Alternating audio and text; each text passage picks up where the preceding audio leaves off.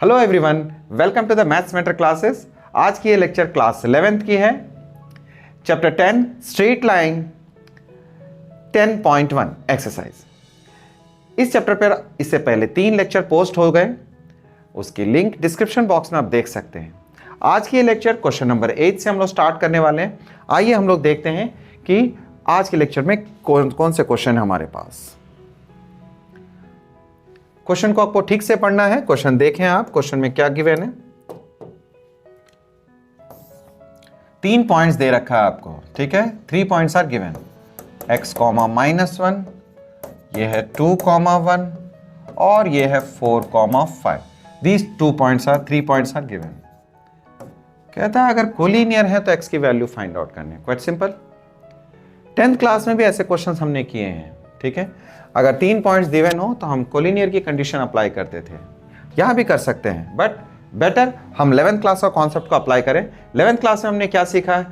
Slope का concept सीखा। जब 3 पॉइंट एक ही लाइन में हो, कोलिनियर हो, their the slopes must be slope joining 2 points are same, ठीक है। दो पॉइंट्स को जो स्लोप लाइन सेगमेंट बनती है दो पॉइंट से, उसका जो स्लोप होगा दैट विल बी इक्वल। तो हमने एक बात ये कहनी है, फॉर कोलिनियर पॉइंट्स, ठीक है, आप slope A B is equals to slope A C B C, ठीक है। आप ए सी भी लिख सकते हैं, slope A B is equals to slope B C. Parallel lines और कोइंसिडेंट लाइंस, ठीक है, सेम लाइनें होती, माने कंडीशन सेम ही है, ठीक है। पैरेलल लाइंस हो चाहे कोइंसिडेंट लाइंस हो, इनके लिए कंडीशन सेम है। बस फर्क यह है कि कोइंसिडेंट लाइंस में एक पॉइंट कॉमन होता है। जैसा कि आप देख रहे हैं, कोलिनियर पॉइंट्स होने की वजह से slope A, line A B और लाइन बी सी सेगमेंट में एक पॉइंट कॉमन है। तो हम कॉन्सेप्ट तो वही लगाएंगे, what we learned earlier. Slope के लिए 2 पॉइंट होना जरूरी होता है। अगर 2 पॉइंट हो तो हम स्लोप फाइंड आउट कर सकते हैं। तो ए बी के स्लोप के लिए 1 + 1 y2 - y1 x2 - x1 2 - x, ठीक है। इस तरह से इसके लिए भी BC के स्लोप के लिए दिस वे हम प्रोसीड करेंगे। ये 4/2, 2 से 2 कैंसिल हुआ, ठीक है। और इस तरह से you can see this 2 again cancel. तो 1/2 - x इक्वल्स टू 1। तो x इधर लाए हम, 2 में से 1, ये 1 आ गया, यानी x की वैल्यू 1 आ गई। कंडीशन ऑफ कोलिनियरिटी से भी यही वैल्यू आनी है, ठीक। सेम कॉन्सेप्ट है, बट हम लोग 11th क्लास के कॉन्सेप्ट को फॉलो किया करेंगे। बहुत इजी क्वेश्चन था, वी गॉट दिस। 2 नंबर के लिए अच्छा क्वेश्चन समझे जा सकते हैं ऐसे क्वेश्चंस। आइए फिर से देखते हैं ऐसे क्वेश्चन हमारे पास क्या है। Without using distance formula, question को आप पढ़ें, डिस्टेंस फॉर्मूला बगैर यूज किए, ठीक है। आपको दिखाना है कि ये चारों पॉइंट्स पैरेललोग्राम के वर्टिसेस हैं। क्लियर? ये चारों पॉइंट गिवन है, आपको चारों पॉइंट को दिखाना है कि ये these 4 points are vertices of parallelogram. पहले ये देख लें कि अगर डिस्टेंस फॉर्मूला पैरेललोग्राम के लिए कंडीशन क्या है। पैरेललोग्राम के लिए कंडीशन ये है कि 2 लाइन का स्लोप, ठीक है, ऑपोजिट साइड्स पैरेलल हो तो वो पैरेललोग्राम होता है, ठीक है। या ऑपोजिट साइड्स दोनों पेयर इक्वल हो तब भी ये पैरेललोग्राम होता है। तो इसने डिस्टेंस फॉर्मूला मना किया है, तो हम पैरेललोग्राम के लिए पैरेलल वाली कंडीशन को इस्तेमाल करेंगे, जो कि 11th क्लास का कॉन्सेप्ट है। 11th क्लास में हमने क्या सीखा? We know lines are parallel. 2 lines parallel तब होती हैं if m1 is equals to m2। 2 line का स्लोप यदि इक्वल हो तो लाइंस पैरेलल कही जाती हैं। वेल, ठीक है। If 2 lines are parallel then their slopes must be equal. ये जाना हमने। तो हम क्या करने वाले हैं, पहले हम चारों लाइन सेगमेंट के, यानी चारों साइड्स का हम स्लोप्स निकाल लेंगे, ठीक है। डिस्टेंस को इस्तेमाल नहीं करना हमने।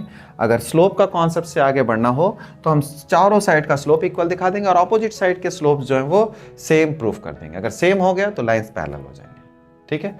वेल, करते हैं जल्दी। स्लोप का कॉन्सेप्ट तो चला ही आ रहा है। स्लोप ए बी, ठीक है, 0 + 1, 0 + 1 एंड 4 + 2, 1/6 है, ठीक है। स्लोप बी सी, सबका स्लोप निकाल लेंगे हम। 3 - 0, ऑर्डर किसी भी तरह से रखिए, 3 - 0 और ये 3 - 4, ठीक है, यानी कि 3/(-1) -3 भी है, ठीक है। स्लोप सी डी की स्लोप कैसे निकलेगी? 3 - 2, y2 - y1, ठीक है, और 3 + 3, यानी ये 1/6 आ गया। स्लोप AD चेक कर सकते हो आप, AD का slope, this y2 - y1, 2 + 1 upon में -3 + 2, agree, 3/(-1 -3. What we see, since slope AB is equals to slope CD, देखिए इन दोनों की स्लोप सेम है, इंप्लाई करता है कि AB पैरेलल टू CD, ये हमने जाना, ठीक है। अगर दो लाइन का स्लोप सेम हो तो वो लाइंस जो हैं वो पैरेलल हो जाती हैं। सिमिलरली आल्सो हम ये भी देख रहे हैं, slope of AD is equals to slope BC, ठीक है। आप ये देख पा रहे हो इन दोनों की स्लोप सेम है ना। यहाँ जहाँ आपके पास 1/6 की मटेरियल आ रही है, 1/6, and here we got -3, therefore we can say AD parallel to CD, AD parallel to BC, oh no, not BC, AD parallel to BC। ABCD के पैरेलल है, AD जो है BC के पैरेलल है, इंप्लाई करता है ABCD इज पैरेललोग्राम, ठीक है। कई बच्चे इस बात को 10th क्लास में चूंकि अप्लाई नहीं करते हो आप सब ज्योमेट्री में, तो इसलिए आप हो सकता है भूल जाते हैं, but the thing is that जब भी दो लाइंस अपोजिट साइड अगर पैरेलल हो जाए किसी भी क्वाड्रिलेटरल के दोनों पेयर, ठीक है, ऑपोजिट साइड पैरेलल हो, तो देन इट इज पैरेललोग्राम। तो हम बिना डिस्टेंस का फॉर्मूला इस्तेमाल किए इस क्वेश्चन को हम लोगों ने किया, ठीक। बहुत अच्छा और सिंपल सा कॉन्सेप्ट था। डिस्टेंस का फॉर्मूला होता तो हम अपोजिट साइड को इक्वल कर देते डिस्टेंस से, ठीक है। इस तरीके से भी हम पैरेललोग्राम प्रूफ कर सकते थे। डिस्टेंस फॉर्मूला बैन है, प्रोहिबिटेड है, इसलिए हमने स्लोप का कॉन्सेप्ट को सीखा, समझा और रिवाइज भी कर लिया। हम जब जो फॉर्मूला सीखते हैं उसको अप्लाई करते हैं तो हमारे उस फॉर्मूले की अंडरस्टैंडिंग बढ़ती है और कॉन्सेप्ट इन डेप्थ जो है जाता है। क्लियर? फॉलो? तो बच्चों जो भी कॉन्सेप्ट आप पढ़ते हो मैथमेटिक्स में उसके बारे में आपको थोड़ा सा फॉलो करना है, थोड़ा समझना है। उसकी अंडरस्टैंडिंग बढ़ाने के लिए आप एक एनालिसिस को जरूर साथ में किया करें, ठीक है। चलिए नेक्स्ट क्वेश्चन को हम लोग फॉलो करते हैं।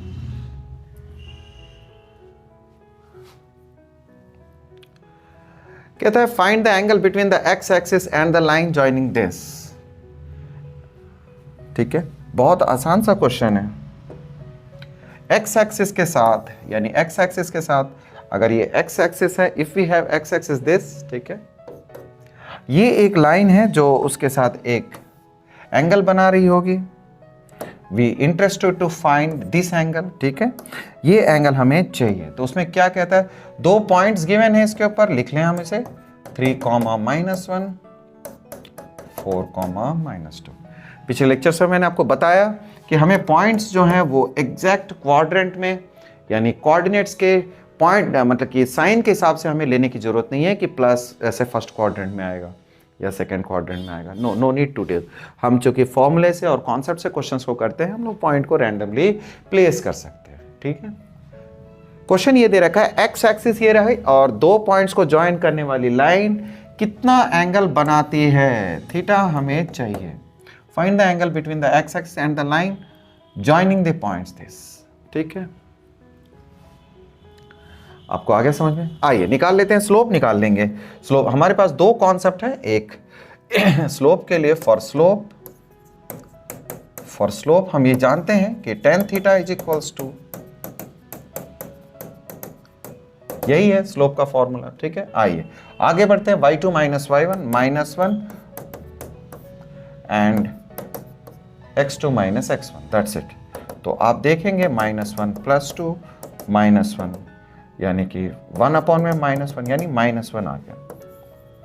ठीक है, tan theta is equals to यदि -1 आया हो तो किस तरीके से सॉल्व करते हैं। ठीक है, ये आपको सीखना होता है, आपको आना चाहिए। अगर tan theta is equals to -1 है तो जाहिर है tan थीटा दो क्वाड्रेंट में नेगेटिव होता है, एक यहां होता है और एक यहां होता है। tan थीटा की बात करें, फर्स्ट और थर्ड क्वाड्रेंट में tan पॉजिटिव होते हैं, तो आपको सेकंड क्वाड्रेंट में लेके जाना होगा इसे। ठीक है, सेकंड क्वाड्रेंट में लेके जाएंगे तो सेकंड क्वाड्रेंट में कैसे लेके जाते हैं, second quadrant tan theta negative होती है, तो tan theta is equals to -1 के प्लेस पे π/4 लिख लें या 45 लिख लें, tan 45 डिग्री। ठीक है, माइनस का 45 डिग्री। मोर ओवर हम ये पता है कि tan 180 minus theta is equals to minus का tan थीटा होता है। देखिए ट्रिग्नोमेट्री का कॉन्सेप्ट है, थोड़ा बहुत मिस कर रहे होंगे इसलिए आपको थोड़ा समझा देता हूं। tan theta is equals to -1 है। ठीक है, और 1 की वैल्यू tan 45 होती है, इसलिए माइनस का tan 45 हमने इसे लिख लिया। अगर आप नोटिस करें तो माइनस का tan थीटा को हम tan 180 माइनस थीटा लेके जा सकते हैं, यानी minus tan theta can be replaced by tan 180 minus theta.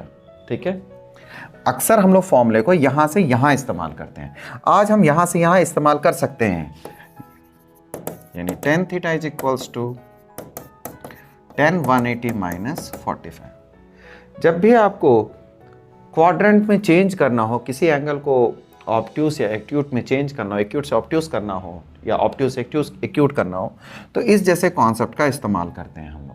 ठीक है, आप एक्सरसाइज 3.4 में ऐसे चीज़ों को अच्छी तरह से समझे होंगे। ठीक है, एक्सरसाइज ट्रिग्नोमेट्री के एक्सरसाइज 3.4 में इस जैसी चीज़ों को हम समझते हैं। ना भी समझे, this much is quite enough, आप इस बात को जान लें, tan 180 minus theta is equals to minus का tan थीटा होता है। तो हमने देखा ये tan 135 डिग्री आ गई, tan theta is equals to, तो therefore theta is equals to 135 degree. तो दिस आई सपोज ये तो आपको आ गया होगा। बहुत छोटा सा क्वेश्चन है, मैंने ज़्यादा एक्सप्लेन किया सो दैट कि आपको ऐसी चीज़ों को कभी भी आगे करने में दिक्कत ना हो। जब भी tan नेगेटिव में आ रखा हो, इसका मतलब वो सेकंड क्वाड्रेंट में है। सेकंड क्वाड्रेंट का मतलब ऑब्ट्यूस एंगल बना रहा है। जैसे अभी मैंने एक्यूट दिखाया, बेसिकली इसका जो एक्चुअल फिगर होगा वो ऐसे होगा। ठीक है, ये 135 डिग्री है और ये 2 पॉइंट यहाँ है। तो हम क्वेश्चन को सॉल्व करने के बाद उसकी एक्चुअल फिगर को समझ पाते हैं। ये तो 10th में भी हुआ करता था, है ना, ऐसी चीज़ें। बट हम लोग कॉन्सेप्ट या कॉन्सेप्ट के पॉइंट ऑफ व्यू से पढ़ रहे हैं, तो it's a very very okay with this kind of question. चलिए नेक्स्ट क्वेश्चन में आगे बढ़ते हैं। क्वेश्चन नंबर 10 कर लिया हमने, 11th को देखते हैं। बहुत बढ़िया question. The slope of line is double of the slope of another line.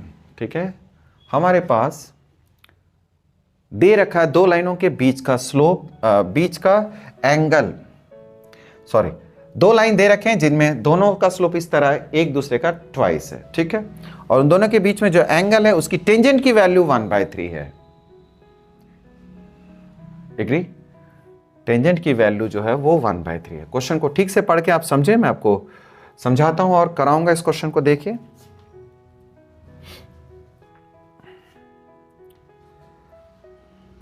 मतलब ये हुआ कि आपके पास दो लाइनें हैं। ठीक है, वी आर हैविंग 2 लाइन्स। ठीक है, ये 2 लाइनें हैं, 2 लाइनों के बीच में जो एंगल बनती है, ठीक है, एंगल तो 2 बनती हैं, एक एंगल ये हो गई और दूसरी एंगल ये हो गई। ठीक है ना, ये दोनों लाइंस बिटवीन L1 और L2 है। अगर आप लाइंस की बात करें, ये L1 लाइन है और ये L2 लाइन है सपोज करो। ठीक है, दोनों के बीच का जो एंगल है वो है थीटा और ये है 180 माइनस थीटा। दोनों ही लाइन के बीच में एंगल समझे जा सकते हैं। ठीक है, आप देख सकते हो ये L1 है, तो L1 और L2 के बीच की है ना लाइन 180 माइनस थीटा। इसी तरह L1 और L2 के बीच में थीटा। तो हम लोग पीछे के क्लासेस में इस चीज़ को सीख चुके हैं कि दो लाइन के बीच में 2 एंगल हुआ करते हैं हमेशा, एक एक्यूट होगा और दूसरा ऑब्ट्यूस। एग्री, तो वी गॉट दिस। अब हम लोग आगे बढ़ते हैं। इसके बाद थीटा और 180 माइनस थीटा की जो हिसाब किताब उसे समझेंगे। गिवन क्या है, गिवन क्या है हमें, given slopes, let the slope of lines L1 lines L1 and L2 are, मान लिया M एंड 2M है। अकॉर्डिंग टू क्वेश्चन में दे रखा है कि दोनों लाइन का स्लोप एक दूसरे के डबल है, एक का स्लोप M माना, दूसरे का 2M मान लेंगे। चलिए इसको M लिखता हूं मैं, इसे 2M लिखता हूं, ठीक है। आइए क्वेश्चन अब पढ़ेंगे एक बार दोबारा। क्वेश्चन को जितना अच्छे से पढ़ के हम समझें उतनी देर तक क्वेश्चन आपको मेमोराइज रहता है, उसकी सॉल्यूशन आपके ज़्यादा देर तक आपको दिमाग में रहता है वो क्वेश्चन हमेशा। इसलिए क्वेश्चन को ठीक से पढ़ के एक अपना एनालिसिस को जरूर इस्तेमाल करें, फिर क्वेश्चन को शुरू करें। If the slope of line double the slope of another, ठीक है, एक लाइन का स्लोप दूसरे का डबल है, tangent of the angle between them, ठीक है, यानी उनके बीच में जो एंगल है, उनके बीच में जो एंगल है उसकी टेंजेंट की वैल्यू गिवन क्या है, ठीक है। आइए M और 2M है, let theta is the angle between them, उन दोनों के लाइनों के बीच में थीटा है। गिवन क्या है, गिवन है tan theta is equals to 1/3। जितना एंगल आपने समझा है उसकी टेंजेंट की वैल्यू 1/3 है। हमने पीछे पढ़ा हुआ है, ऐसी चीजों को हमने देखा है, हमने अप्लाई भी किया, ऐसे एग्जाम्पल भी कराया मैंने। We know for angle between the lines, अगर दो लाइन के बीच का एंगल हमें समझना हो तो क्या फॉर्मूला है हमारे पास, tan theta is equals two plus minus 1 plus m1 m2। ये हमारे पास कॉन्सेप्ट है। दो लाइनों के बीच का यदि एंगल हमें पता हो, ठीक है, दो लाइनों के बीच का एंगल थीटा हो तो tan थीटा इस तरीके से दोनों स्लोप के साथ जुड़ी हुई होती है। चलिए अप्लाई करते हैं इसको। पुटिंग वैल्यूज, tan थीटा की वैल्यू 1/3 प्लस माइनस m1, इसको ले लेते हैं 2m minus m 1 plus, well that's it. किसी को भी m1 m2 माना जा सकता है क्योंकि बाहर प्लस और माइनस की वैल्यू है, इसलिए ये मायने नहीं रखता है, ठीक है, 2m का स्क्वायर, दैट्स इट, ठीक है। आइए अब हमारे पास प्लस और माइनस है, क्या सेंस है, क्यों है ऐसा प्लस और माइनस, एक एक्यूट एंगल के लिए, एक ऑब्ट्यूस एंगल के लिए, क्लियर है। प्लस में अगर एक्यूट निकलेगा तो माइनस में आपका ऑब्ट्यूस निकल जाता है।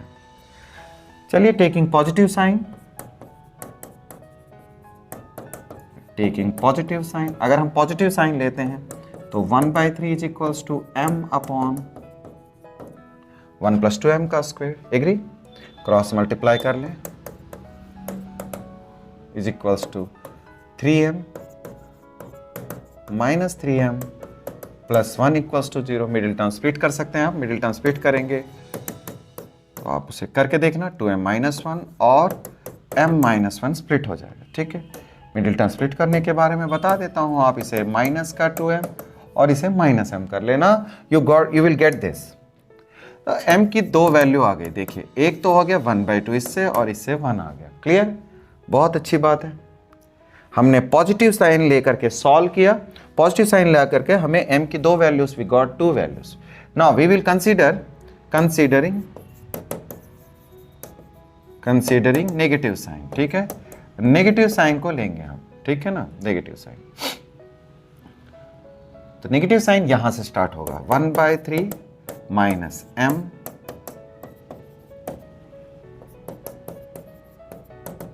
माइनस का 3m है। इस तरह से आप देख सकते हो, फिर मिडिल टर्म स्प्लिट हो जाएगा, m प्लस 1 आ जाएगा, इस तरह से m की दो वैल्यूज फिर आ गई, -1 एंड माइनस का हाफ। आप देख सकते हैं 4 वैल्यूज आपके पास है, ठीक है, आपके पास 4 वैल्यूज है और चारों डिफरेंट हैं, आप देख रहे हैं 4 डिफरेंट है, यानी 4 स्लोप्स निकल के आएंगी, 4 पेयर ऑफ स्लोप निकल के आएंगे, ठीक है, 4 पेयर ऑफ स्लोप निकल के आएंगे, यानी कुल मिला के हमारे पास है क्या, we get m is equals to 1 minus 1 half और माइनस का हाफ। द स्लोप्स क्या क्या है भाई, m एंड 2m है ना, m और 2m है। तो अब आपके पास m और 2m है। आइए आपके पास स्लोप जो है वो m, 2m है। तो यहां इस तरह से कर ले हम at m is equals to 1, m की वैल्यू ये 1 लेते हैं तो स्लोप्स क्या क्या हो जाएंगे, 1 और 2 हो जाएंगे, ठीक है। और m की वैल्यू -1 लेंगे इस तरह से, m की वैल्यू हाफ लेते हैं, अगर हाफ लेंगे तो ये हाफ और यहाँ 1 हो जाएगा, m की वैल्यू -हाफ लेते हैं, माइनस का 1 भी मिल गया। इस तरह से 4 आंसर आ गए, 4 आंसर्स भी है। तो ये स्लोप्स हैं। आपने देखा कि क्वेश्चंस को हम लोगों ने सॉल्व कर लिया। कॉन्सेप्ट क्या अप्लाई हुआ, कॉन्सेप्ट अप्लाई हुआ angle between the lines. Angle between the lines में हमने देख लिया कि tan थीटा अगर दे रखा हो, tan थीटा की एंगल दे रखी हो तो स्लोप का। इससे पहले भी हमने सबसे पहले लेक्चर में आपको 2 लाइन के बीच के एंगल के लिए कॉन्सेप्ट ये फॉर्मूले से अच्छे से आपको डिस्क्राइब करके बताया। फिर शायद फर्स्ट लेक्चर में हमने ऐसा एक क्वेश्चन एग्जांपल में सॉल्व करवाया आपको। आप उसे देखना, डिस्क्रिप्शन बॉक्स में लिंक दे रखी है, आप उन क्वेश्चनों को देखेंगे तो इसकी क्लैरिटी और बढ़ जाएगी। क्वेश्चन आसान है, आप इस क्वेश्चन को देखने के बाद वो क्वेश्चन भी आप कर पाओगे। In that way we see that we have completed this question. Now move करेंगे आगे की ओर। 11th क्वेश्चन हो गया। 12th क्वेश्चन देखते हैं बच्चों, बहुत सिंपल है। क्वेश्चन को पढ़ें। Line passes through this and this, slope of this line is m। आपको लाइन का स्लोप दे रखा है m, ठीक है ना, लाइन की स्लोप दे रखी है। बहुत सिंपल 2 कॉन्सेप्ट लग जाएगा। ये रिलेशन आपको प्रूफ करना है। This we have to prove. Slope of line is equals to y2 minus y1, x2 minus x1। Slope m दे रखा है और पॉइंट्स ये रहे हमारे पास, ठीक है। तो k माइनस का y1, k माइनस का y1, h माइनस x1। बहुत ही सिंपल था, इसमें क्या ज्यादा एक्सप्लेन करना है। तो k माइनस का y1 is equals to cross multiply होने के बाद रिजल्ट हमारे हाथ में। दैट्स वेरी सिली क्वेश्चन, बहुत सिंपल था। 12th question we have done. चलिए बढ़ते हैं आगे की ओर 13th क्वेश्चन में। क्वाइट सिंपल, बहुत अच्छा क्वेश्चन हमारे पास है। 10th क्लास में भी ऐसे क्वेश्चंस हमने देखे होंगे। अगर आपको ध्यान हो तो 10th क्लास के में हेल्प बुक्स में या बोर्ड्स में ऐसे क्वेश्चन पूछे जाते हैं। 3 पॉइंट्स कोलिनियर हो तो कंडीशन प्रूफ करना होता है ऐसे क्वेश्चन में, ठीक है। चलिए देखते हैं इस क्वेश्चन में क्या करेंगे हम लोग।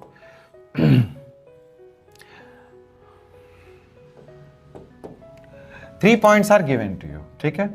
एक पॉइंट हमने ले लिया h, 0, दूसरा पॉइंट ले लिया a, b and third point we have taken 0, k। ये a, ये b और ये c है। Got well, a b c अगर आ गया हो तो आगे बढ़ते हैं। आप इस बात को लिखें, since a, b, c are collinear points हैं। अगर ये कोलिनियर पॉइंट्स हैं तो therefore slope of AB, slope of BC। अभी हमने इस्तेमाल किया और मैं आपको सारे कॉन्सेप्ट बताए। फर्क ये है कि बस हमें ये रिजल्ट इस बार प्रूफ करना है। इस लाइन का स्लोप और इस लाइन का स्लोप का सेगमेंट जो होगा वो जो स्लोप होगा वो सेम होगा, ये आपको दिखाना है, ठीक है। Slope AB is equal to slope BC। एक पॉइंट कॉमन है, कोलिनियर पॉइंट्स के लिए ये कॉन्सेप्ट हम अप्लाई कर सकते हैं। 10th क्लास के कॉन्सेप्ट से भी ये क्वेश्चन सॉल्व हो जाएगा, यानी कंडीशन ऑफ कोलिनियरिटी जो है वो है ना। तो स्लोप का फॉर्मूला तो हम y2 माइनस y1 अप्लाई कर देंगे, y2 माइनस y1 अपॉन में x2 minus x1।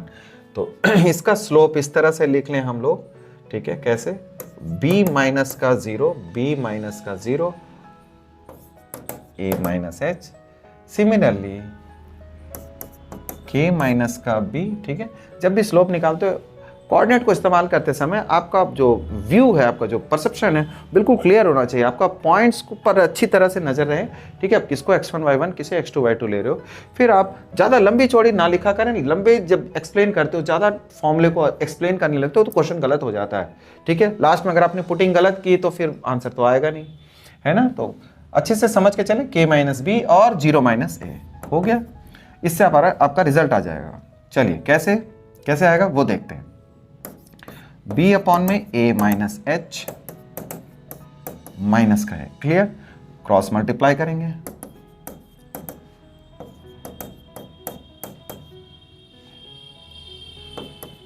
k minus का भी इस तरह से, minus A B is equals to multiply कर लें ए के और माइनस का ए बी माइनस का एच के प्लस का बी एच, क्लियर है। चलिए अब कैंसिल होने वाले टर्म तो कैंसिल होंगे ना, माइनस का ए बी माइनस का ए बी दोनों तरफ पे कैंसिल हो गए, क्लियर।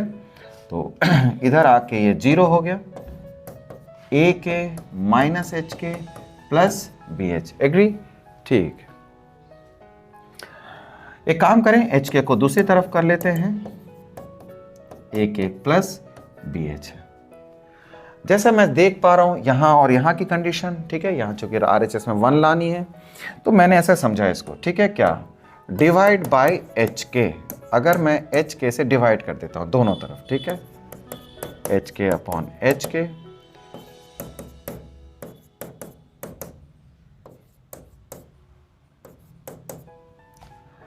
ठीक है, तो क्या आएगा इसमें, ये तो पूरी तरह से कैंसिल हो गया, देखें आप, ठीक है ना, ये तो पूरी तरह से कट गया, k से k कटा और h से h कट गया, 1 is equals to a upon में h और b by k, agree, a by h plus b by k, we got the result.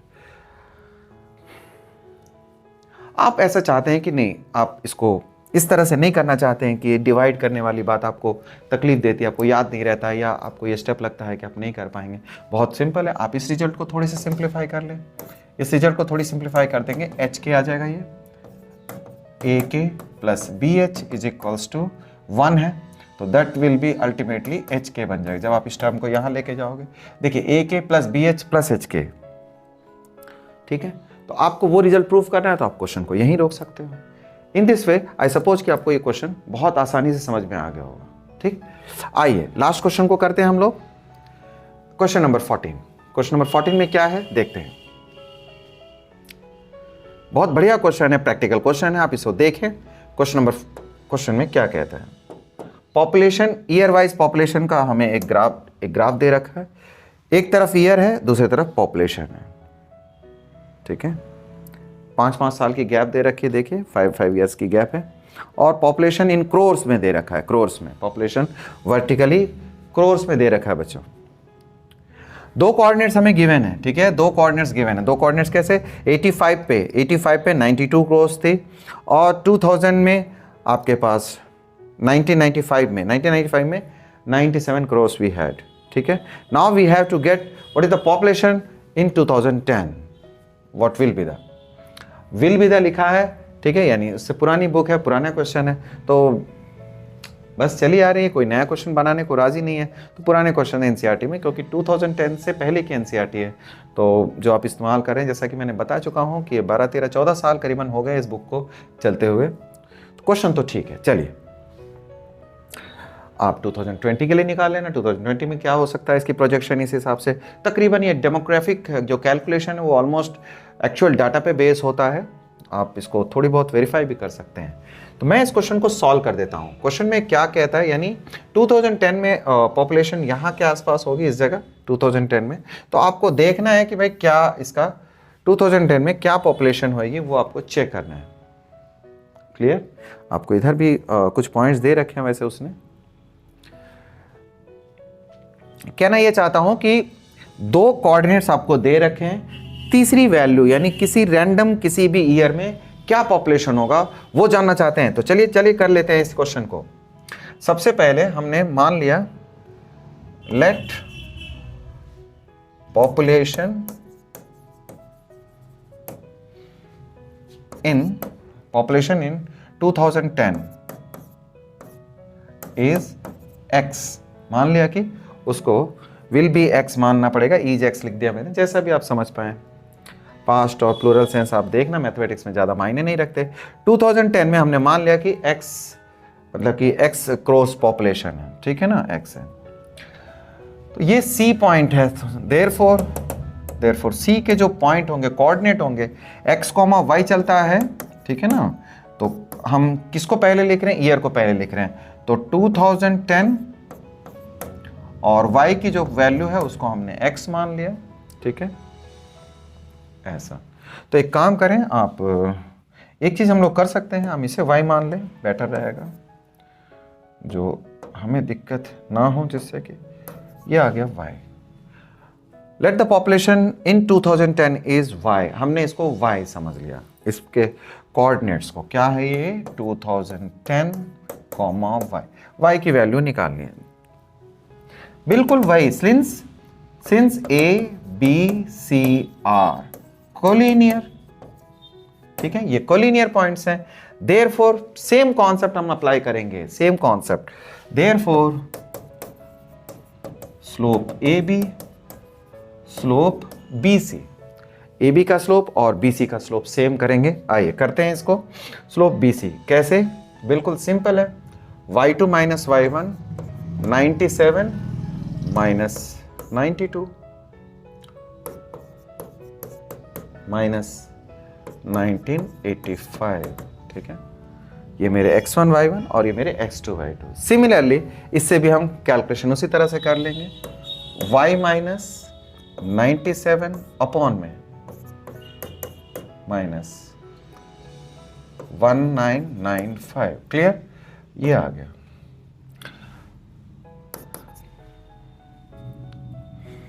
तो प्रोजेक्शन हम कर सकते हैं, कितना अच्छा तरीका हो सकता है अगर स्ट्रेट लाइन में ऐसे कॉन्सेप्ट इस्तेमाल हो सके हैं। Straight line is capable of solving many kind of population, not only the problems of population calculations but in other also। आप फिजिक्स केमिस्ट्री सभी जगह देखते हैं कि स्ट्रेट लाइन एक बहुत इंपॉर्टेंट कॉन्सेप्ट है, हर तरह के दो वेरिएबल्स को कंपैरिजन को या दो वेरिएबल के रिलेशन को हम लोग कैसे हम लोग रिलेशन स्टैब्लिश कर सकते हैं।